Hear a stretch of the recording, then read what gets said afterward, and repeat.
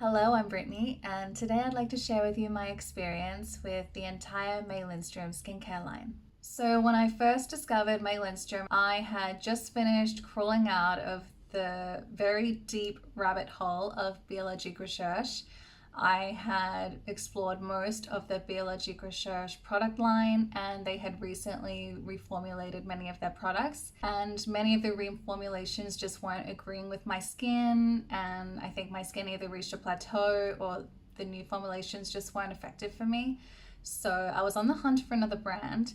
And I saw someone who often spoke about Biologique Recherche using the Honey Mud, which is a product by May Lindstrom. And I had never heard of May Lindstrom before, so naturally I became curious. So then I decided to go on May Lindstrom's website, and from there it was game over. I was immediately hypnotized by the enticing product imagery, the sexy packaging.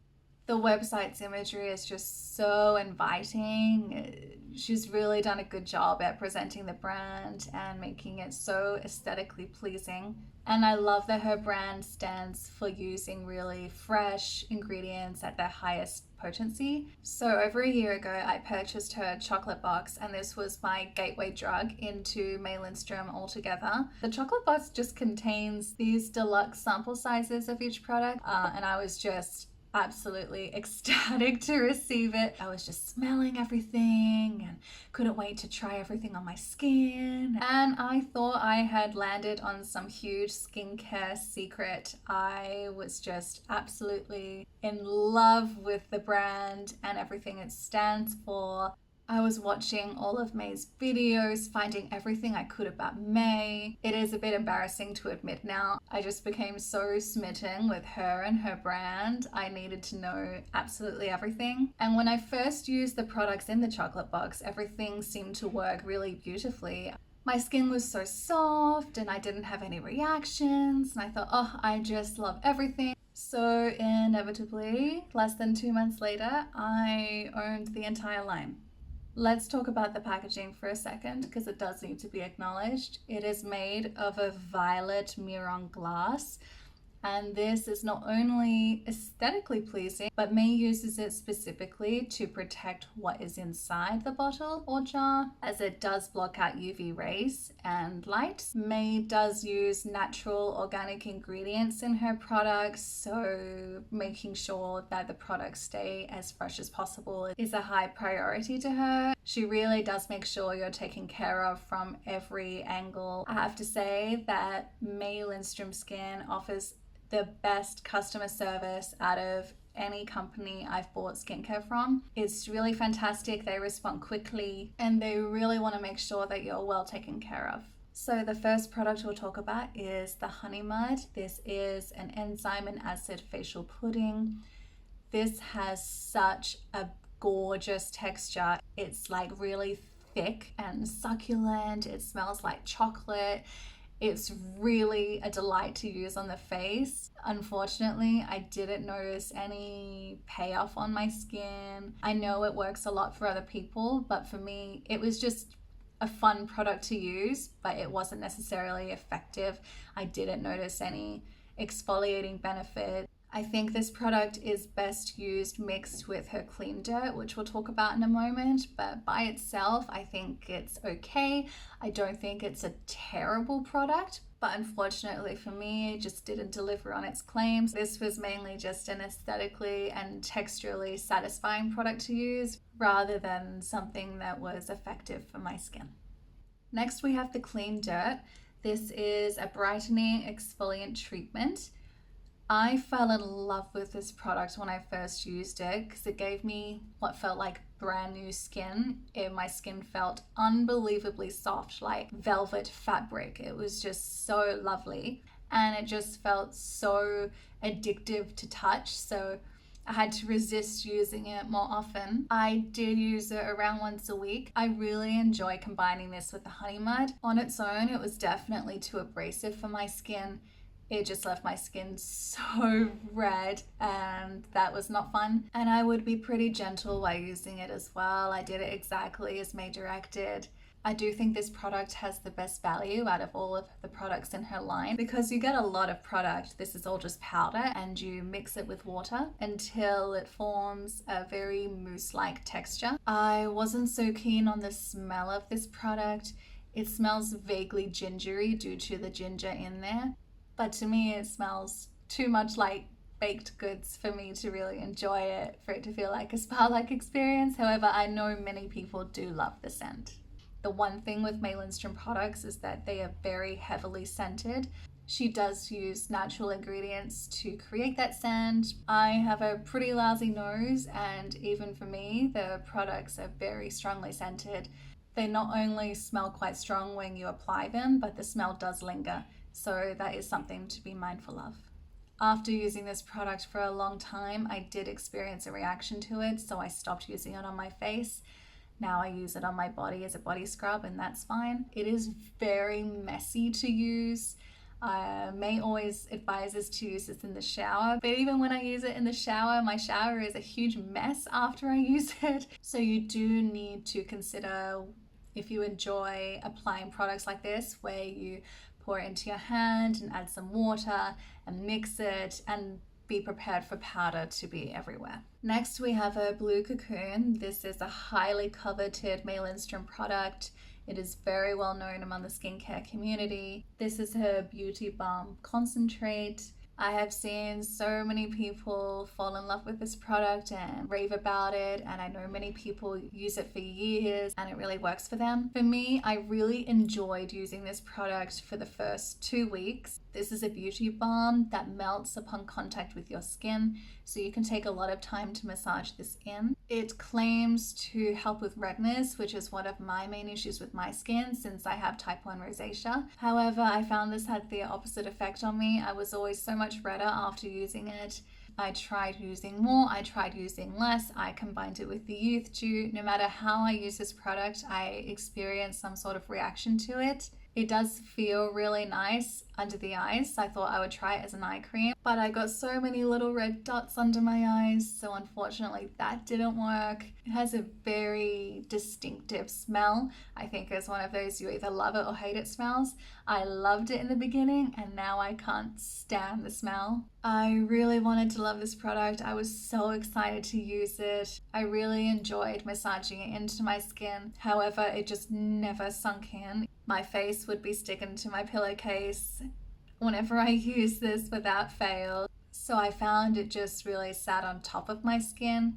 It does provide a very spa-like experience, but for the price that it is, I really want it to be effective. But unfortunately, this didn't calm my rosacea and it did aggravate it in the end. I also started experiencing breakouts after continued use of this product, and after having suffered from acne for many years, this was a frightening experience for me.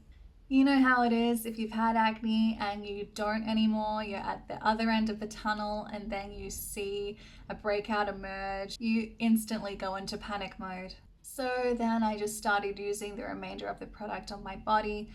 That was nice, but unfortunately there's some sort of ingredient in this product that my skin doesn't like. I don't know exactly what that is, but unfortunately this product is a miss for me. Next we have the Youth Dew. This is a balancing facial serum. It doesn't feel like your typical serum, it does feel like an oil. It contains sea buckthorn oil, which gives it its really gorgeous orange color. I would often mix this with the Blue Cocoon. I didn't use it on its own, and I found they really complemented each other really well. But again, I found this just didn't sink into my skin. It didn't balance my skin. It didn't give me that plumped, glowy look that I really want. Ultimately, I was really in love with how this product felt with the Blue Cocoon, but by itself, I don't think it was anything extraordinary. I think if you have severely dry, flaky skin, the Blue Cocoon and the Youth Dew would work really well for you, just because they are such oily feeling products. But since my main issues are combating redness and making sure my skin stays hydrated, I just felt that this product and the Blue Cocoon didn't penetrate my skin enough to have that hydrating effect. Next up, we have the Pendulum Potion. This is a complete cleansing oil. I never used this to cleanse off my makeup just because I found it wasn't effective for that. I did try using this with the clean dirt, and even after rinsing my skin so thoroughly and going with the honey mud to cleanse, I was left with this green residue on my skin, and it took a lot of micellar water and cotton pads to get off. I had to find a backup cleanser I had from another line to fully remove the residue that was on my face. This product has one of those smells that you're either going to love or hate, and I can't stand the smell of this. It is a very intense, smoky smell. Some people love it, and I am not one of those people. I wanted to love it so badly. I can't even use it on my body because when I do, I am left with that smell all day. Like all May Lindstrom products, it is filled with wonderful ingredients, but unfortunately, as a cleanser, it just isn't effective enough for my skin. Next, we have the Problem Solver. This is her warming correcting mask. The first time I used this, I had one of those skincare moments of, oh God, what have I done? It felt so hot on my face. I thought I had made a huge mistake undoing years of work on my skin to reduce my redness. But all was well, nothing bad happened, but nothing that great happened either. Eventually, that intense burning sensation did go away as the mask dried. I bought the May Lindstrom treatment bowl and treatment brush. You don't need the bowl or the brush. So I use the bowl and the brush when making the mask and applying this product. It has a very distinct smell. I can't quite describe it. It's a very intense herbal sort of smell. I am not a fan of the smell, but it doesn't hit you in the face like the Pendulum Potion does. Like, that's intense. So I didn't experience any intense reactions to this mask, but it didn't do anything hugely beneficial for my skin either. I had a nasty visitor of a blind pimple a few weeks ago, and naturally I panicked. So I rushed to grab this, thinking, maybe this will work for me. And I didn't really experience cystic acne when I was first using this product, so I thought, okay, like maybe this is gonna work, but it just did nothing for my pimple. What I did use on my pimple that worked was Biologique Recherche P50 La Mer, the concentrate, and it went away relatively quickly and didn't leave a scar. I think for my skin and its needs, the Problem Solver just isn't compatible for me. Finally, we have the Jasmine Garden. This is a botanical facial mist. I am a sucker for a good facial mist. I really love this product. It is a wonderful facial mist. It is filled with ingredients that are incredibly calming, so I found it was really good for my redness. I found that the mister on this often got clogged as well, so it was really hard to disperse the product. It has a very strong scent, but I really quite like the scent. It smells like jasmine mixed with a bit of vanilla. It is a very seductive scent. The problem is that I purchased 2 full sizes of this bottle on separate occasions, and one time I loved the smell, and in the other batch I didn't like the smell. And in the sample product I had of this, I loved the smell even more. So the smell was not consistent across the different batches that I received. I'm not sure what happened if I received one bad batch, but the fact that the sample bottle and 2 separate full-size bottles were different in their smell was enough to just make me a bit shy about repurchasing. I do want to say that I really respect what May does, and I really wish that her products worked for me. They very may well work for you. I find it's really easy to be enamored with her brand. The product descriptions lure you in.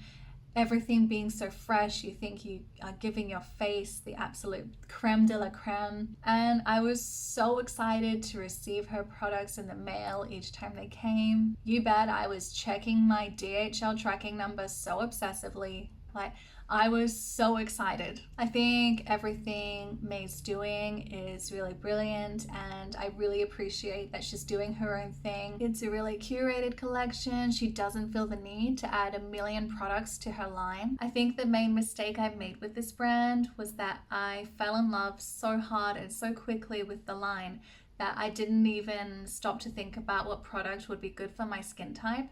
So I purchased the entire line thinking all my skincare and skin wishes would come true without really considering what effect the products would have on my skin. Since there are only 7 products in the line, I was really hoping that it would just address all my concerns. I didn't want to have to think about what other product I was going to buy, what was missing from my arsenal. I thought, May Lindstrom has taken care of us and she's taken care of me, and I just want to be her. And I truly think that her line and products are beautiful. Unfortunately, they just didn't work for me. I really hope you enjoyed this video and that it was helpful if you are considering buying any of May's products. My one piece of advice would just be to consider your skin type and what your skin needs, what it responds well to, what it doesn't. It is very easy to fall down the rabbit hole. I would love to know if you use May's products or if you have in the past and what effect they have on your skin. Drop a comment and let me know. Otherwise, take care and I will chat with you in my next video. Bye.